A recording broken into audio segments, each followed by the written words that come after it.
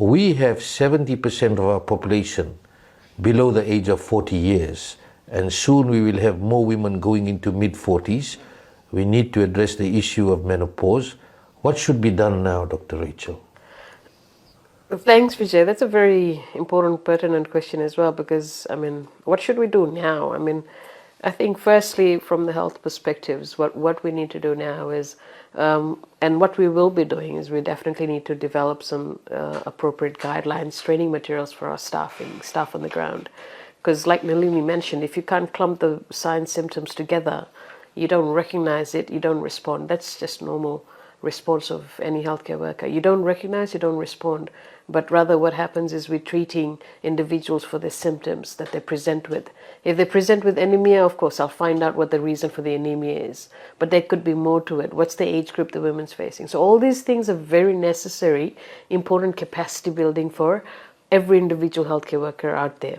And once we've done this, obviously capacity building on the ground, we need to ramp up and break the silence further, we were just talking about it, and it's so important that even to the point that, a woman sharing with another woman immediately just close to them, there's so much shyness to talk about sexual reproductive health out there.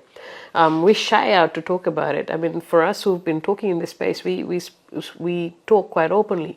But there's a lot of people out there who, even in an office space, will feel very uncomfortable talking about these things, sharing with other peers. So breaking that silence, creating that communication, adding that knowledge base to individuals and helping them recognize. And then after that, obviously, one of the important things we really need to do is making sure these women that really need help make it to the health facility.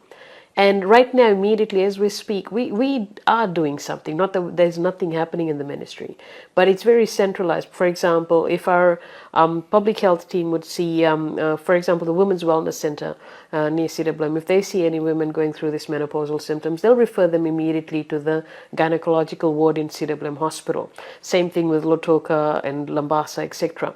That referral mechanism would happen, and the gynae team would come in. This is from the public sector. And then from the private sector, obviously go through the same process and go through any necessary hormonal therapy, etc.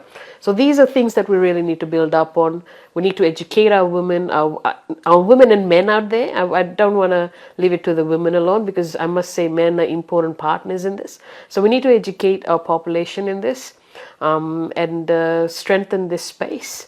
And honestly move forward with our response to addressing this aspect of wellness within our women. I like that issue saying about the health workers to be updated on how they can deal with it better, because sometimes the woman may not know what they're going through, as Nalini pointed out.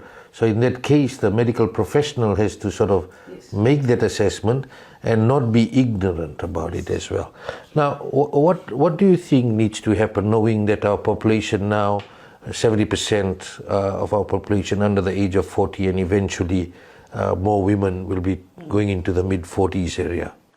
Yes, this issue is going to, be at the forefront, as demographics of a country change, we are moving towards having an aging population, more of a aging population sooner.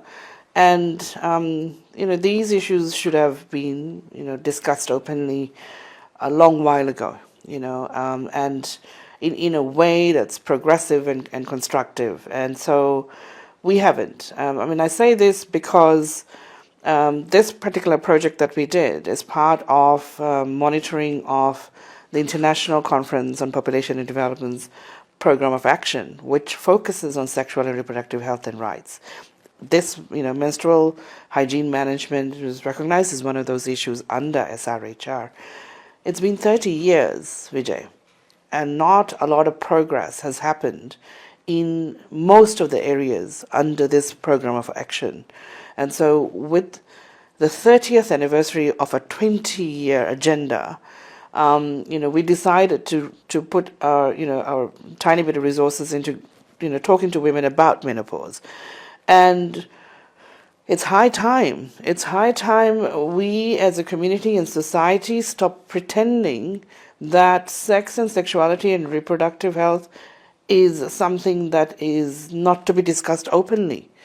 we need to discuss it in order to make sure that everyone in our community and society has a healthy and, safe and, pleasant life, that we are not having half the population living in discomfort and pain and feeling not well, and not understanding what is happening. We cannot go through the next decade, where women are not talking about this, and suffering in silence. Gone are the days of not having responses from the medical science perspective or the counseling services perspectives. We have a lot of services and medication developed.